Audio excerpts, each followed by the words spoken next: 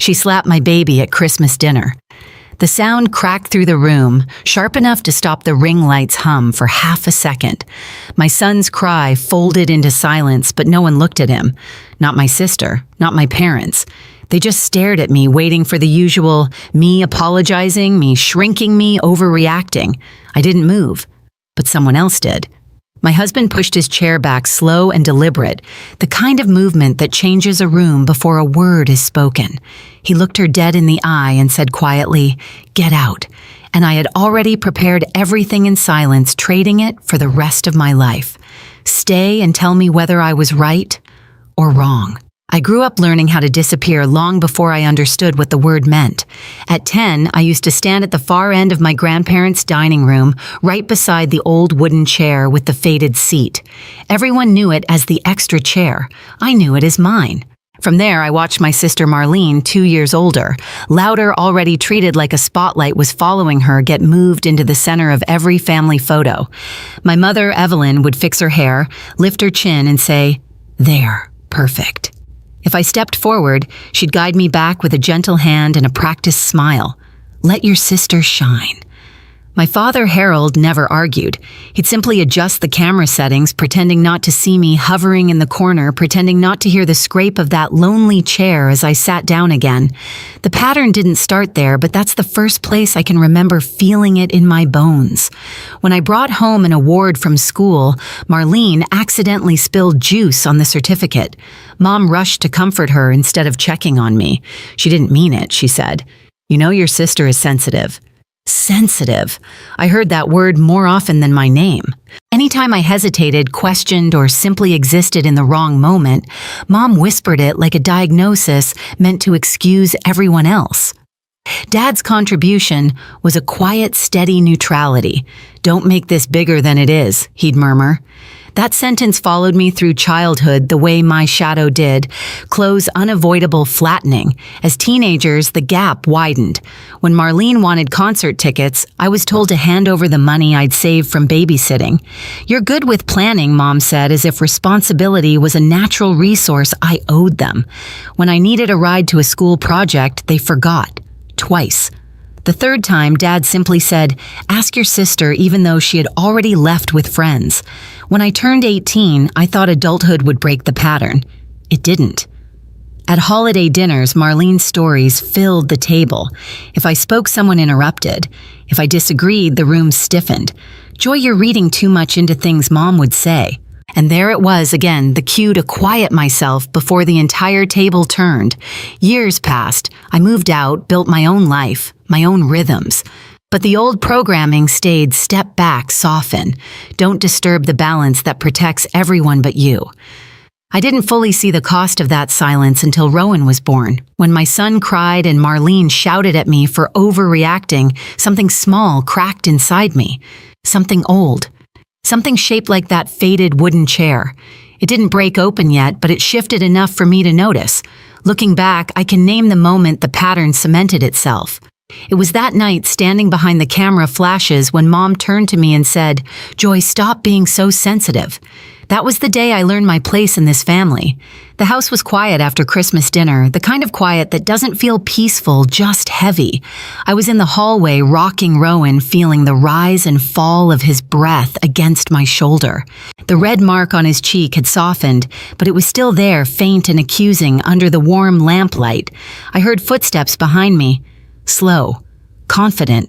I didn't need to turn to know it was Marlene. My sister stopped a few feet away, arms crossed, her voice already shaped into the tone she used whenever she wanted to win without looking cruel.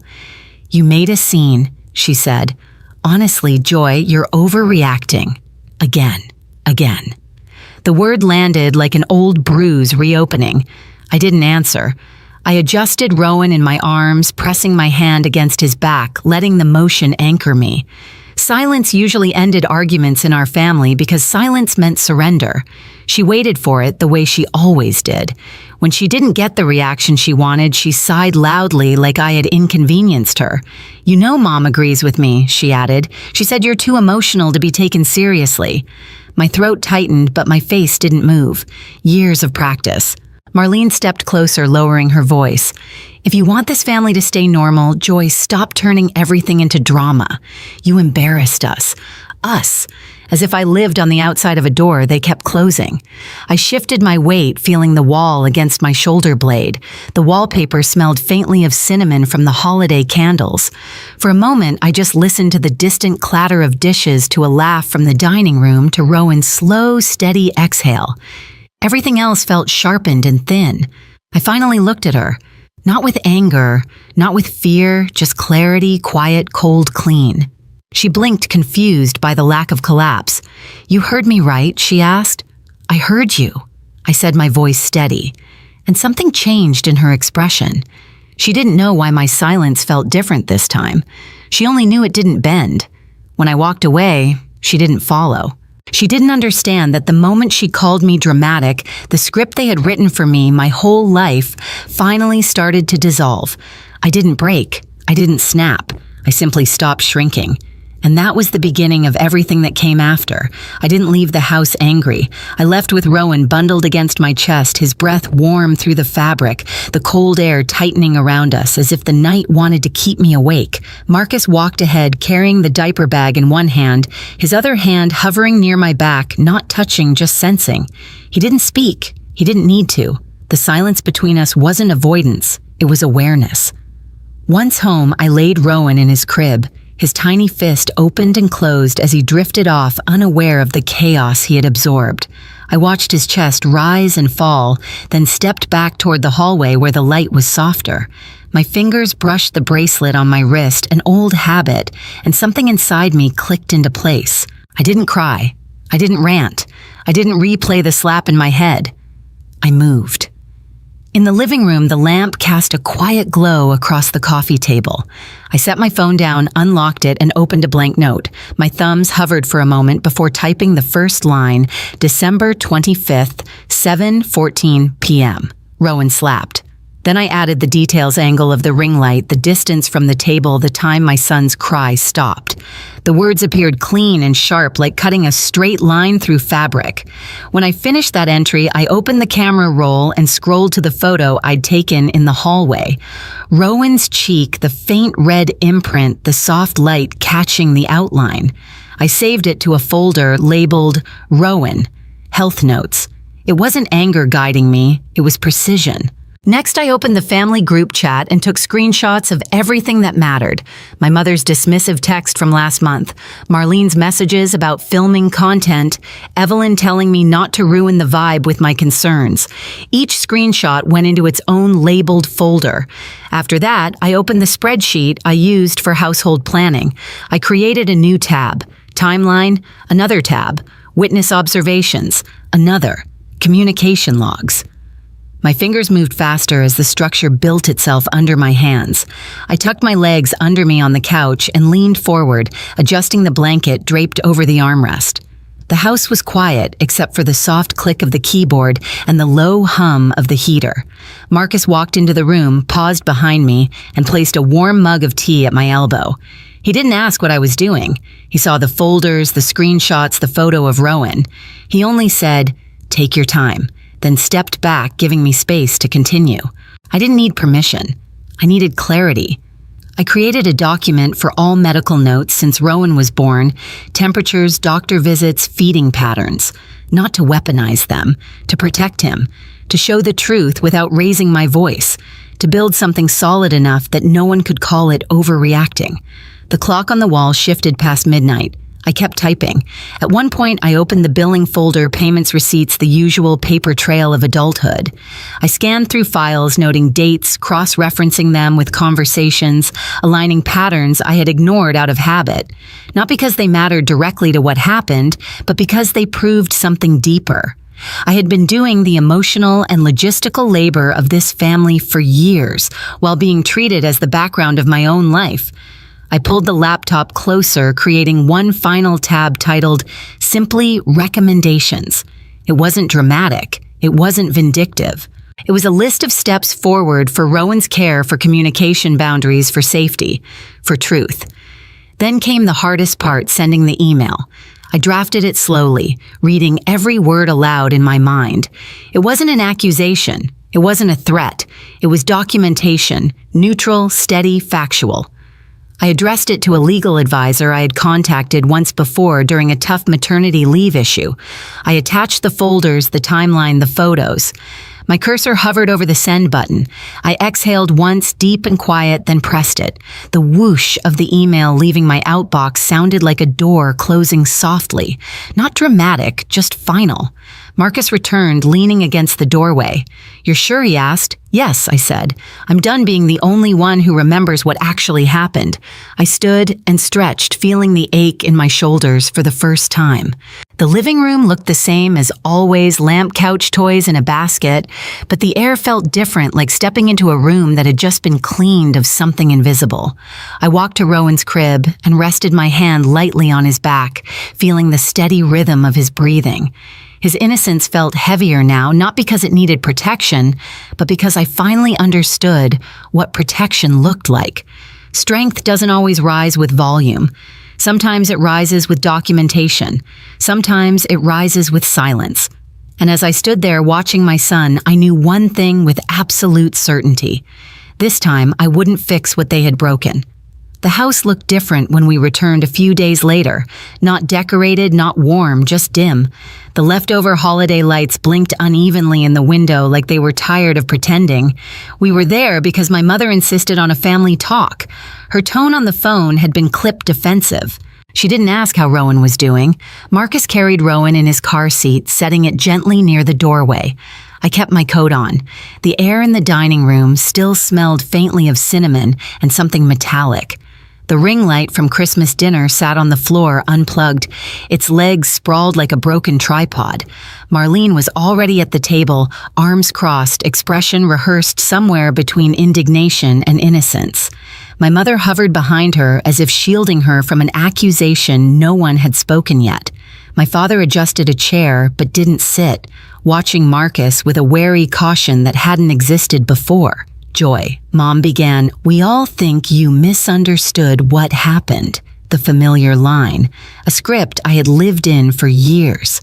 Before I could answer, Marlene added, "You made everything worse by sending that email. You blindsided us." I looked at her, then at the table. The same table where my baby had been slapped. The same table where silence had been louder than his cry. Marcus didn't sit. He placed both hands on the back of a chair, the tension in his arms controlled, contained. "We're here so everyone can hear the truth," he said, voice level. Mom scoffed. "The truth Joy has always—" She stopped when Marcus straightened. He wasn't a man who used volume. He used presence, and right now the room felt smaller because of it. I reached into my bag and placed a thin folder on the table. No dramatics, just paper. Photos, timelines, screenshots, notes, everything clean, organized, unemotional. My father frowned. "What is all this documentation?" I said quietly. "Since none of you looked at him that night." Marlene rolled her eyes. "You're blowing this out of Marcus' cut," in voice calm but sharp. She slapped an infant. The words landed heavier than the folder. Silence rippled outward. I opened the first page. A photo of Rowan's cheek, the faint imprint visible under the hallway light. "This was taken 10 minutes after dinner," I said. "I sent it to a pediatric specialist. Her assessment is attached." My mother's face tensed. "Joy, you didn't have to escalate this." "I didn't," I replied. "The system did." I slid another page forward, my notes on the risk assessment, the guidance from the advisor, the documentation that now existed outside the family's control. "This isn't about punishing anyone," I said. "It's about protecting my child." Marlene's chair scraped sharply. "You're making me look like a monster." "No," I answered. "I'm showing what happened." She stood abruptly, eyes flashing. "You're pathetic, Joy. You always need to feel like the victim." Before the old ache could rise in my throat, Marcus stepped forward, slow, steady. "Enough," he said. Her mouth opened, ready to fight. He didn't give her the chance. He looked her dead in the eye, the same way he had the night of the slap, and said the words that cut cleaner than anger ever could. "Get out." The room stilled. My mother gasped. My father's jaw twitched. Marlene froze, caught between outrage and disbelief. "You can leave," Marcus added, "or we will." The power shifted so quietly it felt like a change in temperature. For the first time in my life, I watched my sister search the room for someone to defend her and find no one willing. She grabbed her purse, muttering something under her breath, but her eyes avoided mine, avoided the folder, avoided the truth. She walked out without looking back. The door clicked softly behind her, a small sound with the weight of an ending. I exhaled once steady, as if I had been holding my breath for years. My mother spoke first voice, trembling. "Joy." "What happens now?" I closed the folder. "The rest is in motion," I said. "And for once, it's not my job to fix it." The house felt lighter after she left, though nothing in it had changed. Same walls, same furniture, same dim light drifting through the curtains. But the air no longer carried the weight of waiting for someone else's approval. It was as if the silence had finally shifted sides. We drove home without speaking. Rowan slept the whole way, his small breaths fogging the edge of his blanket. Marcus kept one hand on the wheel, the other resting near mine, not touching, just there, the way quiet support often is. I watched the city pass through the window, lights smearing into soft ribbons. Everything looked strangely ordinary, but I didn't feel ordinary at all. At home, I carried Rowan to the backyard. Winter sun leaned low across the grass, soft enough that it didn't sting, warm enough that it didn't feel empty. I set him down near the patio, and he pulled himself up on the wooden bench legs, wobbling determination pure and uncomplicated. He laughed, small, bubbling new, a sound untouched by anyone else's expectations. I sat beside him, letting the moment stretch, letting it breathe. For years, I had confused silence with surrender. I had learned to step back to soften edges to make myself easy so the family could stay intact. But standing there watching Rowan steady himself on uncertain legs, I understood something simple and irrevocable. Silence only hurts when it belongs to someone else. When it's yours, it becomes something different. A boundary, a beginning. Inside the folder I had closed at my parents' house lay on the kitchen counter, untouched. No ringing phones, no frantic messages, no apologies. Just space, open, uncluttered, waiting. She never came back. The thought settled in without bitterness. Not celebration, not sorrow. Just truth. A clean line drawn where chaos used to stand. The wind moved lightly through the yard, brushing against Rowan's hair as he shifted his grip and took one small, unsteady step toward me. I held out my hands, but I didn't pull him close. I let him find the balance on his own. In that quiet, something finally let go, something I had carried since childhood, shaped like a wooden chair at the end of a long table. For the first time, the silence felt like mine. The yard grew quiet as the last bit of daylight slipped behind the fence, leaving only the soft rustle of winter grass. Rowan steadied himself against the bench, watching me with wide, unburdened eyes. I breathed in the cold air, letting it settle where fear used to live. The past didn't vanish, but it no longer controlled the shape of my days. Families break in loud ways, but they also break in silence. And sometimes that silence becomes the first honest sound you hear. Boundaries aren't revenge. They're the place where your life finally begins. If you've ever lived through a silence like this, tell me what it taught you. Share the moment everything shifted for you. I'm listening. And somewhere out there, someone who needs your story is listening too.